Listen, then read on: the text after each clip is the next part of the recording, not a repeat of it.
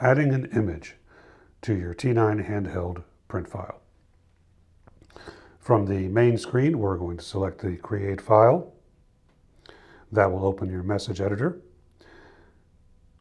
To add an image, we're going to select the Image button.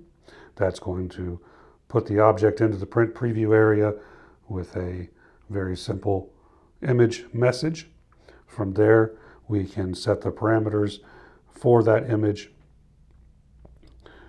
In the right-hand panel, you'll find your general section where you can adjust the coordinates, your X and Y position,